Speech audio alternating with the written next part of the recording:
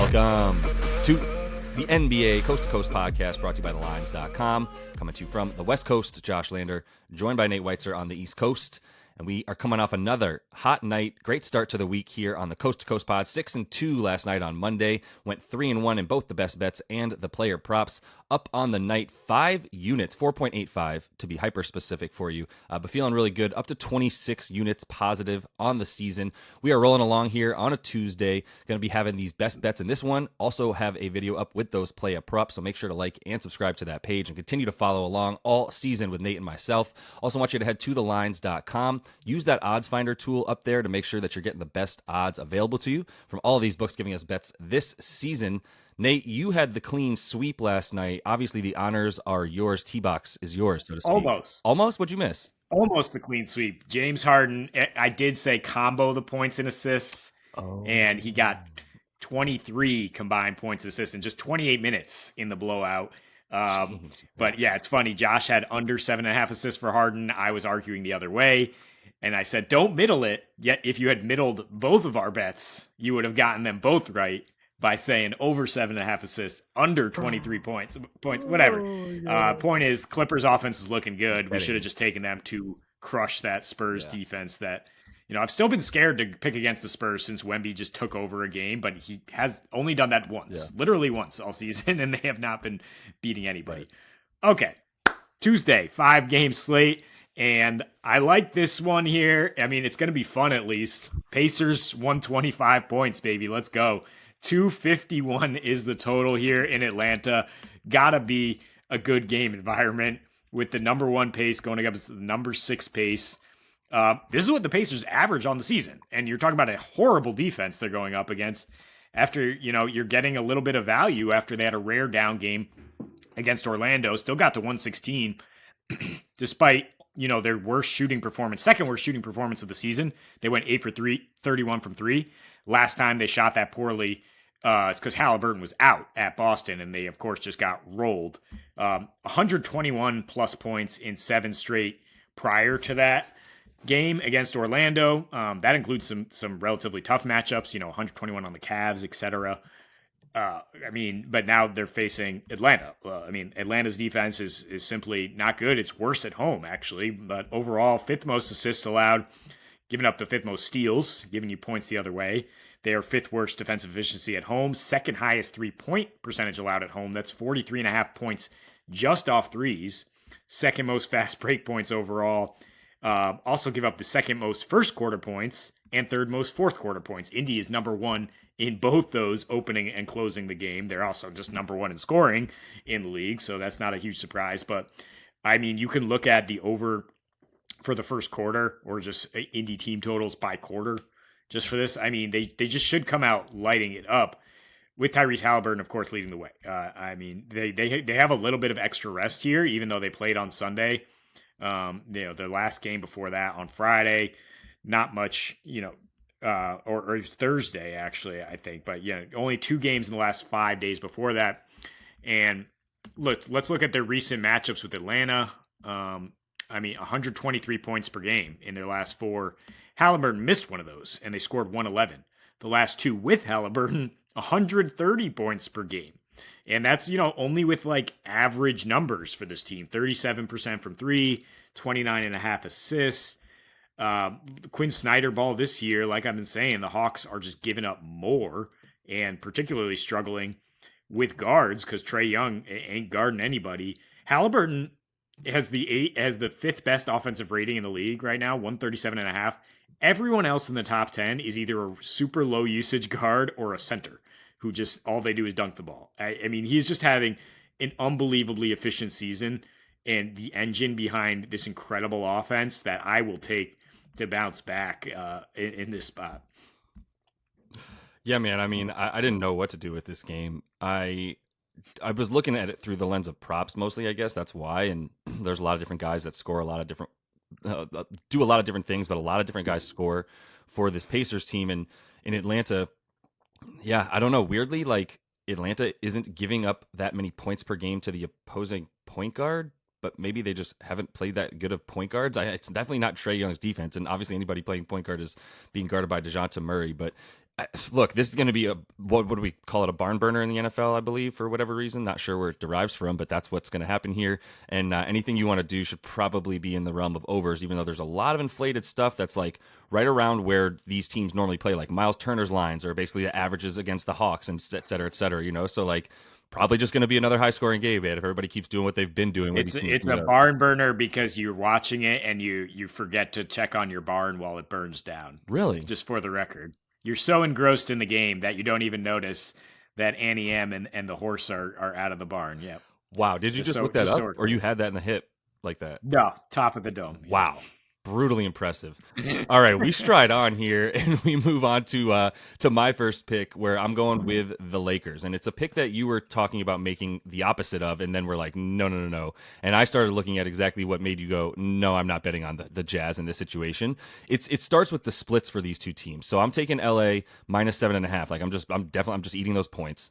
The 7.5 points, I mean, that's under what they averaged in terms of the difference when they played against the Jazz last year with LeBron. They played 2 with him, 2 without him, 1 with him, won the game with him, lost the games without him. It's just he can't be stopped against this team, especially if you don't have Walker Kessler in there, which they're not going to have once again. And that's the difference in this team's defense for the Jazz. It's Walker Kessler in, good against defending the paint, like one of the best teams, right? Top 4. Walker Kessler not in, bottom 5 to bottom 7 in terms of defending the paint, limiting opponents' points. That's where AD and LeBron are going to live. LeBron is scoring more than 51% of his points from the paint. There's no one on the wing that's going to get in his way to even get into the paint. And then when he gets there, you're looking at, I guess, some Larry Markkinen and Olynyk's been getting like it's not going to be good down low, basically. So for the splits in this one as well, it's pretty stark for both teams, honestly. The Jazz on the road, just a completely different team, and we've been talking about it since last year, and I'll just reiterate it because actually it keeps getting more. The difference between how well they play at home and how poor they play on the road continues to expand.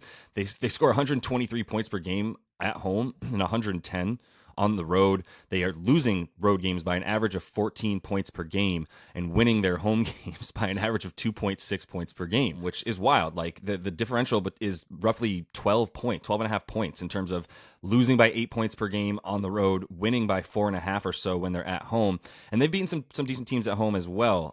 So I think for this one, the fact that LeBron and AD are probably just going to be living in the paint, and that was the case when they both played last year, and why they had 135 points per game, more than that per game as a team when both of these dudes played, AD and LeBron. There's just nothing there in their way, and it's really just going to come down to out rebounding and really outscoring, out transitioning them as well, continuing to have a lot more fast break points at home where they're playing at 101.5 pace for the Lakers. So yeah, old team, but they're going to dominate down low and they're going to get into the paint when they want. So this seems like it's going to be a fine blowout for us to take 7.5 points and feel okay about it.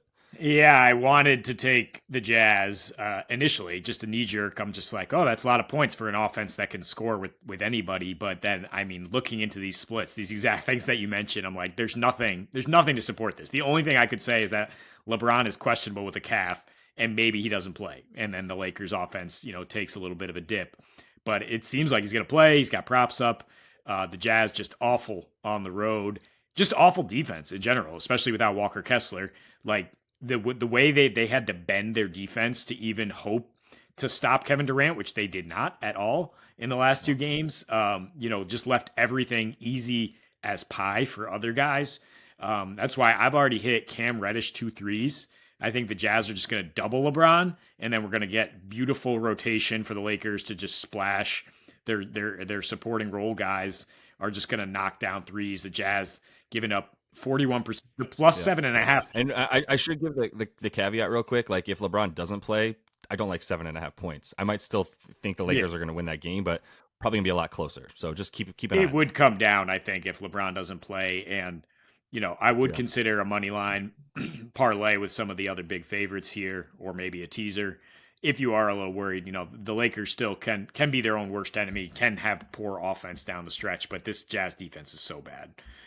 So the plus 7.5 I am going to take. It might be scary here, but Cavs at the Sixers here with Donnie Mitchell out, bets up. Let's go. Better defense, better team play. when your star's out here, Darius Garland running the show really well. And, a surprise welcome to the NBA for Craig Porter Jr., who has filled in really well with those minutes that Donnie leaves in absence here. The Sixers are just playing at a slower pace. Their offense has slowed down a little bit. I think they maybe consciously said, let's stop running so much since they had that tournament loss to Indy. Back-to-back shootouts with Indy is like, maybe that's not our game here. So lower scoring game, maybe goes under 220. Wouldn't mind parlaying that with the Cavs line here, although there are some road home splits that give you some pause to take an under here. I just think the Cavs will find a way to be in it. I think they've done a pretty good job limiting JoJo and Tyrese Maxey. Maxey's last 6 against the Cavs, nearly an even 1-to-1 assist-to-turnover ratio, getting 20 points per game, but not erupting the way he has against some other teams. Embiid, big game last time out where Jarrett Allen's sitting. His last 2 against Jarrett Allen, 25.5 points per game, modest 46% shooting, +2. The Sixers, they are still, getting a lot of their points down low and at the free throw line, right? I mean, that's what sticks out is like 24th in mid-range points, 27th in points from the three-point line. So you're going against the best rim protecting duo there is right now. I mean, say what you will about Jarrett Allen and getting thrown around by Mitchell Robinson. In general, he can hold his own in the paint. The Cavs actually did come back and beat the Knicks this year in a low-scoring game, for what that's worth. But defensively, the fourth best opponent assist to turnover, 5th fewest paint points, 4th fewest free throw attempts. Those are the type of things you want to see here against the Sixers team that's been, focusing on getting it down low, obviously, to Embiid. Tobias Harris, good attacking the rim, but not as functional on the perimeter, like I said, in terms of jump shooting. And, their defense is going to continue to be good with Craig Porter Jr. filling in, like I said. Strus, an underrated wing defender, and you got Bang Bang Niang here with a little revenge to keep it close. I mean, they're 5th in effective field goal percentage on the road this year versus last year when they started struggling. But I think that narrative kind of fell apart. They're 14 of their last 15 road games have either been a win or a loss by 6 points or fewer, and that includes a 6-point loss at Philly in February last year. They're 2-1 against the spread when they've been road dogs this year, the Cavs. So I think they keep this mojo going here after holding Jokic and company in check. I think they can keep it close with Embiid and company. That was my first thought after they waxed the Denver Nuggets like that, right? Like, I was like, well, we just saw this happen. Stars out, bets up. Like, the thing about Darius Garland is that I think we're just all going to have to come to the conclusion that he and Donovan Mitchell on the same floor at the same time might not work as a top, team in the East able to get to the finals. Let's put it that way. It's a very good team. It's a top 4 seed. Probably shouldn't have gotten smacked by the Knicks like it did in the first round. We'll see what they can change moving forward. But that is definitely a problem. I continue to take that away from the fact that Garland looks so good when he's in control of an offense. And to be honest, the offense looks a little bit better than when it's just Donovan Mitchell black hole, if you will, at times. So that's my takeaway. I still want Donovan Mitchell on the Knicks, but I love Darius Garland when he's the key playmaker. So I'm with you on it.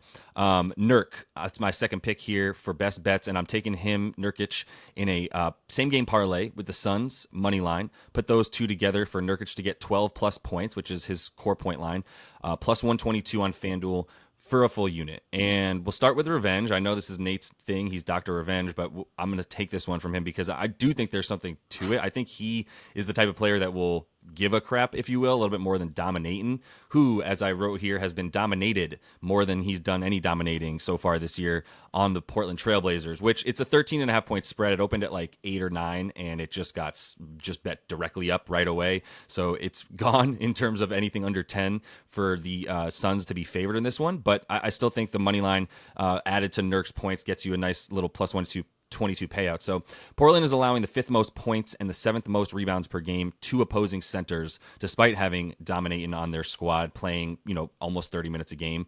They've allowed the 4th most rebounds overall and the 4th most points in the paint. So it's not his paint. It's whomever else is playing against Ayton and company. It's their paint. And there's no one else really, like I continue to say about Jeremy Grant, $150 million man that won't go near the rim on defense, and unless it's like a pretty easy rebound, and even on offense, like unless he's got a smaller guy on him. So I'm not really worried about him helping out either against Nurk right now. When Nurk stays out of foul trouble, that's when he's great. That's when he gets to play minutes. That's when he gets to score points and be the focal point down low, not necessarily of an offense, but like there's nobody else to take away the usage that comes from down low. And obviously, this is a team that everything stems from out going in. It's not like they want to play through Nurk in any way necessarily, but he has gotten a decent amount of assists when there's 2 of the 3 playing, and Bradley Beal is out. So there's a little bit more ball for Nurk when one of the 3, Beal, Booker, or Durant, isn't in. Beal will be out again. Obviously, the 2 alphas, if you will, of the 3 are going to be in with KD and Book. But Book's also obviously upped his assist percentage as well, so that helps Nurk. But look, Portland forces the 10th fewest personal fouls per game. We were talking about the other day, and I threw DeAndre Ayton out there as the only other center who could rival. I forget who the other center was that we were talking about, who was kind of soft down low. Yeah, Vooch, exactly. And the only center who gets less free throws than Vooch is Dom Ayton because he doesn't induce any fouls. They shoot the 7th fewest free throw attempts per game for the Blazers there because they're not attacking the rim in that sense. It's a lot of baby hooks from dominating. So Nurk has gone over in 3 of 4 when they were on opposite teams, when they switched sides, before they switched sides here for the Blazers and Suns. He went over in 3 of 4, and the only one he didn't go over, and he only played 22 minutes because he had 4 personal fouls before the 4th quarter and had to sit a ton. So otherwise, when he gets 25 plus minutes per game this season and against Ayton, we're talking about over 11 points pretty easily. So as long as he can stay in trouble against a guy who doesn't induce fouls, then I think the 12 points is a good bet for Nurk in this one. Yeah, I like the points more than a double-double maybe because Portland's pace is so slow. But yeah, this Suns offense is humming now. That's why it got bet up so fast. Booker, controlling the action, getting everything started. And, guys like Nurk are going to be on the receiving end of that after the ball starts zipping around, right? Also revenge for Drew Eubanks, don't forget. So maybe you want to parlay both of them, a little Eubanks 8+ points or something against his former team. But yeah, the Suns should roll. I think if you want a money line parlay partner, even though it's minus 800, or you want a teaser leg perhaps to get the Lakers down lower, get the Suns back below double digits here. All plausible plays there for sure. I don't think does Eubanks have some points up yet? Not quite yet, probably, but maybe we'll get some alt points for him. Like you said, we could just get like an 8+ or something towards game time. That would be fun as well. He looks so good, man. But either way, that's all the time we have for you for Drew Eubanks and Nurkic talk. Continue to follow along. We also have our play at props video up for you guys today. So until we see you next, happy betting.